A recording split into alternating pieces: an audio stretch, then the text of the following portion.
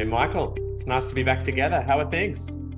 Good, very good. They're just enjoying this retrospective look. It reminds me of what we had and what we weren't able to keep in some ways, the world that is. So this is perfect for where we're heading.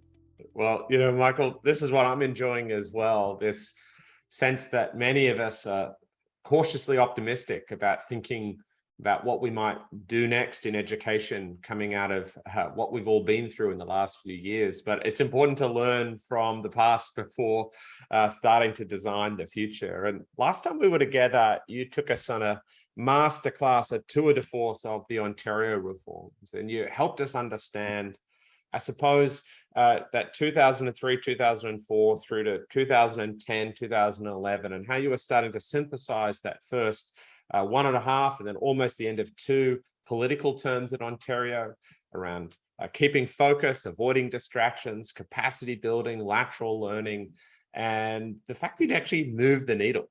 And very few systems can actually Yeah, point to having an explicit strategy where they have clear metrics that are suggesting that what they're doing is having an impact and is sustaining and compounding over time.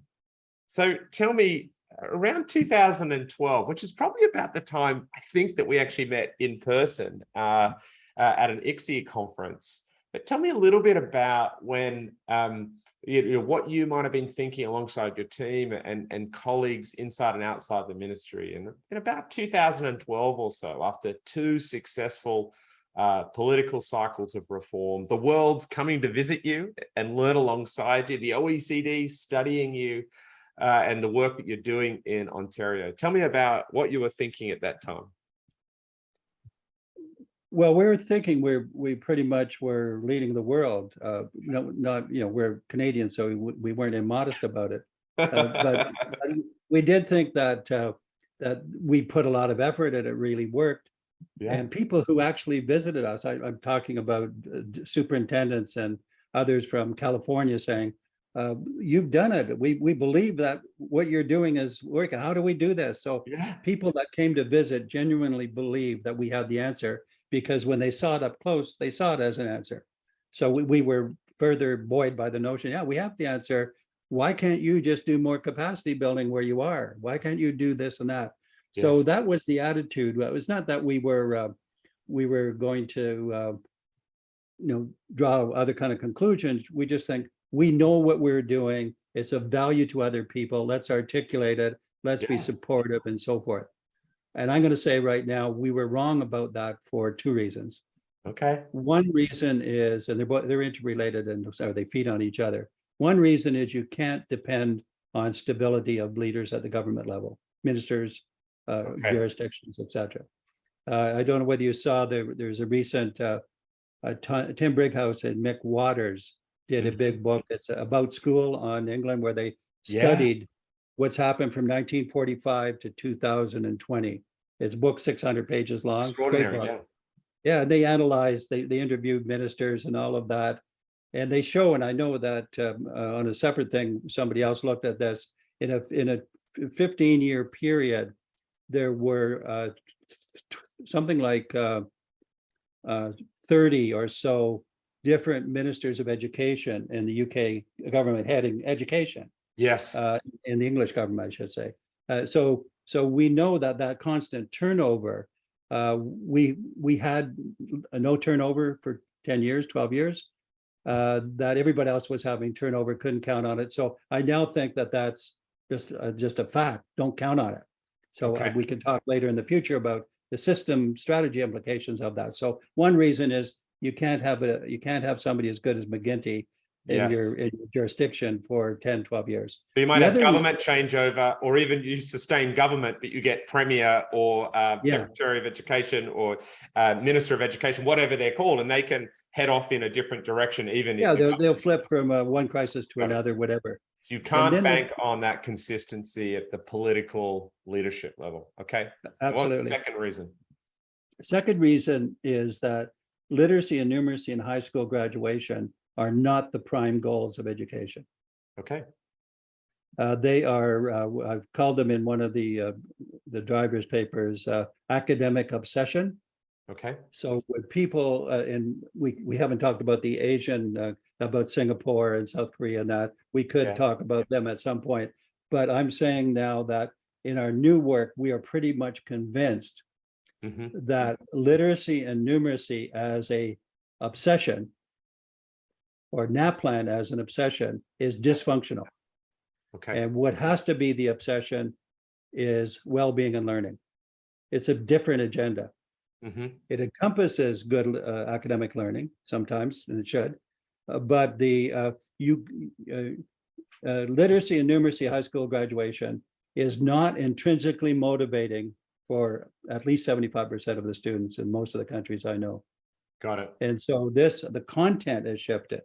And now we have, climate change, we have social mistrust, we have our 6 C's competencies as a solution. So the whole ground has shifted now, and you can't take the solution that was good for literacy and numeracy in high school graduation in 2010 and think it's going to be a solution in 2020. And in some ways, I think we've lost a decade, 2010 to 2020. Not as society got worse in that 10 years, we have huge documentation about that. Education didn't get better in that 10-year period, Okay. didn't have Yeah. good focus.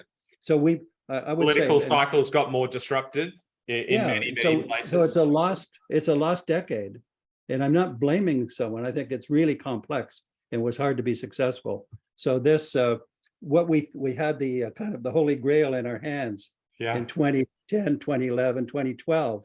And then the more I experienced the rest of that decade, the more I'm concluding we didn't have the right conclusion that was going to fit 2020 or 2023, or that this is a whole different ball game now. We have to shift, and this is for future discussion between the two of us. But what is that shift? It is not getting better at literacy and numeracy. It includes that, but it's so not. you're not throwing that out there, Michael. You say we still want kids who can read and be numerate and have strong oral language and to write. But you're saying it can't be the agenda. It can't be the driving agenda. It's insufficient. Well, I'm actually saying more than that. I'm saying if you do it the other way, you get better literacy and numeracy as well.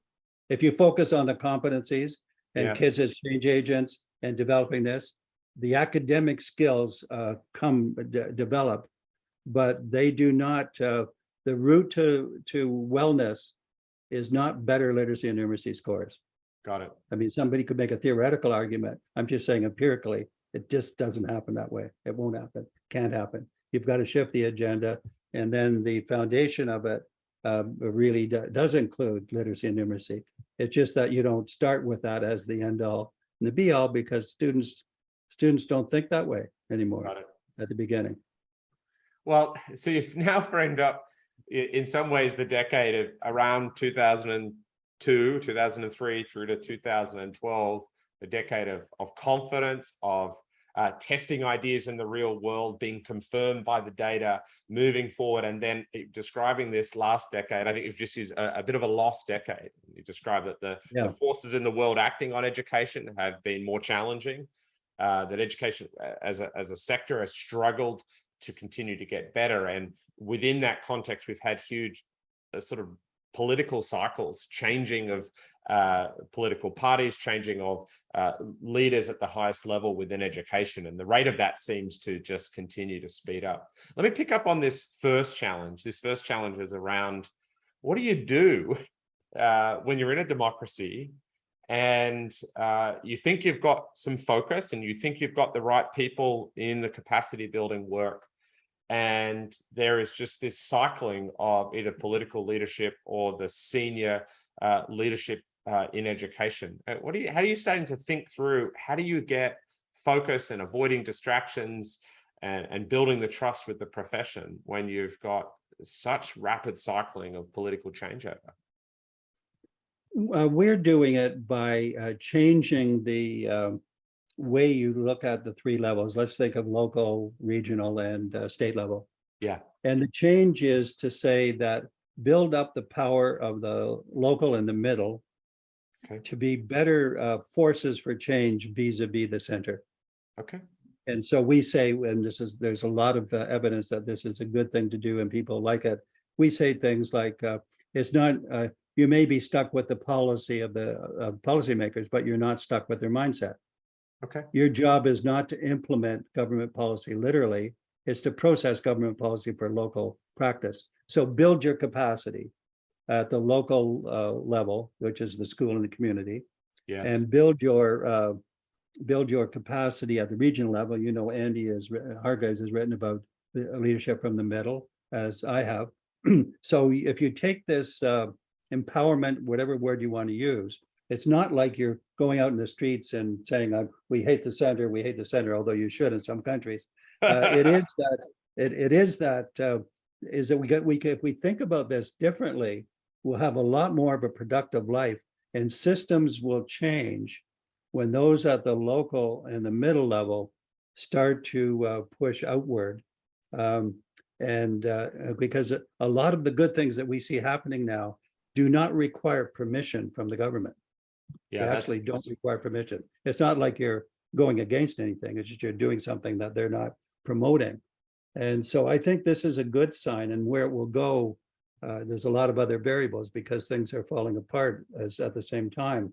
But I think we are going to see the possibility here of people being more plugged into an agenda that includes the system. I want to give you one piece of our newest work. okay. I've actually seen it in a couple of places. If you go to Maslow, and you think some people have unpacked some of it, the hierarchy of needs and the self-realization. Yes. It turns out when you dig, and we don't have time to talk about all of this, is that he never really finished his work. He never really thought self-realization was the end point. Got it. Okay. Would never that. So here's the short way of putting it. The goal of the educational system is threefold: All right. individual development, Yes. community development, societal development, and that each and every student has to know that those are the three goals. And so I want to say this tentatively, but it makes a lot of sense even when you say it, which is the goal of education is not the individual development of students. That's not sufficient, that goal. The goal has to be bigger than individual development. What does that mean? Mhm. It means that individual students are developing, but secondly, they're developing at the same time with a view that they've got a responsibility to help develop and be part of the community in which they live, Yeah, I like their this. community. Yes. So we've got individual, we've got now community. And Correct. third, they have to be aware of societal development. And in this latest blog I did, it was 6 reasons why we should think of students as change makers. Mhm. So now we have learning and societal change and community change integrated into one phenomenon. And that's the phenomenon, that's the future of learning and well-being. It's that's shifted from mere literacy and numeracy. It includes that, but it's shifted. And this new goal excites students actually once they get into it, or once they get out of poverty, as we're doing in some of it. So there's a whole other set of work here that and include things I get so excited about. I'm going to get about 25 tangents, but one of them, for example, one of them is equity in expenditures and equity. If you just look at the US and other countries, has actually, when you think about it, has been siloed. Equity is over here, siloed as a phenomenon, where it should be integrated into individual, community, and societal development. Got it. And so this is the new paradigm, more sophisticated, obviously, but we've had a hiatus for 10 years. That's the last decade. Yes. Before we realize that, no, we're almost on the precipice of extinction to realize that we've got to reformulate what transformation is of learning. And that's where I think this eventually goes.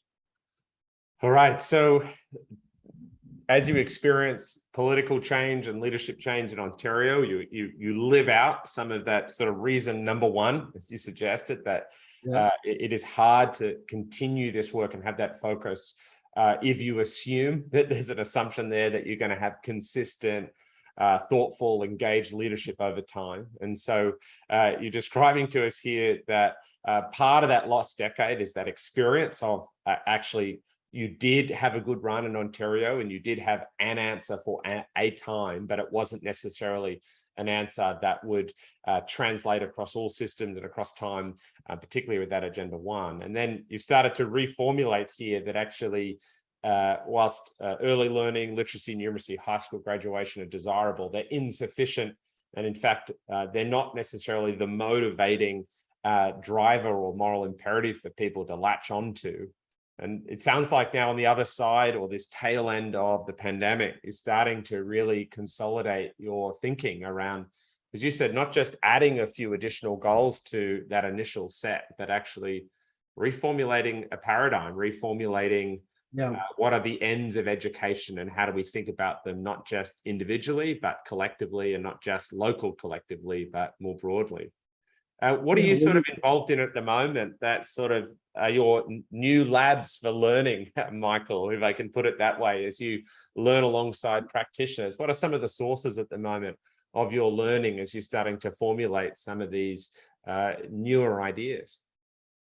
Well, I think there's a kind of a halting realization that we need transformation. And yes, this is real. This is more of a longer seminar, Simon, because when you look at what is happening, you can see that we both know, I think Thomas Kuhn, the structure of scientific relationship paradigms, where he says sometimes paradigms get outdated and they get dysfunctional, and at some point he calls them catastrophically ineffective. But he said that won't be sufficient for paradigm change. Paradigm change requires an alternative, not just the bad thing, but the good new thing. And so people have been stuck now, and I'll put it this way, that what we have been stuck on is using improvement theories to make paradigm change when we should be using transformational theories to make structural the structure or paradigm change. And I think that transformational one is what is wrapped up in what I call the individual goal, the community goal, the societal goal, and the whole new conception of what a learner looks like, and what you would and I think students who have been left out of the equation really will rise to the occasion of this if we let them, if we encourage them. Not that we let them go on their own. We want to work with them closely as we are, but this is a whole new consideration. In the meantime, because it's so conflictful, everything, we're struggling to against survive, let alone to do this great transformation. So I think there's a very churny moment, if I can put it that way, and will be that way for the next couple of years. And they're crucial times to get a hold on something new that will be powerful and positive. And we only have 2 or 3 years to do that, to start that in a good way. Yeah, it's really helpful language, I think, to bring that that theory of paradigm shifts and what it's actually, we've often used it, but you're actually articulating here that maybe we're in one of those. And in the conversations we've had so far, Michael, we've been reflecting on 50 years, right? We've been reflecting on the 70s and the 80s and the 90s and the decade that we've just been through, the decade where you were deeply involved in England and then Ontario. Yeah. And then now we're sort of saying this almost the last decade of that 50-year span. You're saying, rather than feeling like we've got to the answer, you're wondering whether or not now, whether we can't really go the next steps by just optimizing within the current parameters. You actually have to do the transformational work of rethinking. And that's going to be uncomfortable. And it's going to be particularly uncomfortable as we come out of a very disrupted number of years. And I'm sure there's going to be many who, I suppose, want to come out of those disrupted years and think, let's just get on with the work. Let's revert back to what we were doing before. And you're suggesting we've got to sit in the ambiguity. We've got to sit a little bit in this uncomfortable liminal space where we're between kind of two paradigms. A really interesting insight there. It's totally that. And it's hard to volunteer to do that because you want to do something, but we're losing the battle for system change in society. And And yet there are a lot of people, especially the young, who want to do something about that. And if we could change learning and well-being as a force to be in that domain, we will have a chance. Well, Michael, whilst not necessarily uplifting, I think it's important to confront the brutal facts of the last decade that you've lived through, that you've worked in multiple systems, and start to think about, well, where are we now? You know, as you were just sharing then about this need to enter into this more transformational space, this searching space, where former theories of improvement and former articulations of outcomes may not necessarily be helpful as we sort of chart the course of the coming decade or more. I was thinking about Peter Senge that we were talking about earlier, and a quote from one of his prefaces for your books. He says, "No institution has a more crucial role to play in the historic changes coming than school, because no institution has greater potential to impact on how society changes over the long term." And I think, you know, Michael, this is I guess the opportunity in the challenge, which is to say, yes, perhaps what we're doing now isn't sufficient, but the institutions of schools and our school systems are most likely to be the most hopeful places that if we can do transformation there, that's actually the pathway to potentially broader transformation, both local, provincial, state, and beyond. So maybe when we're together next time, we can pick some of these things up. Yeah, but that will, what you just said, will be positive, provided that the school system changes structurally and culturally, the current system. It depends on the nature of the change. So yes, let's pick it up and go into the future. Well, as always, Michael, it's great to connect. A decade that has had probably more challenges and more pitfalls than you might have hoped in 2012. But no doubt also rich learnings and insights that are going to take you into helping us to formulate what comes next. So we'll pick up that conversation whenever we next connect. Nice to see you and talk to you soon. Yeah, talk to you soon too. Bye.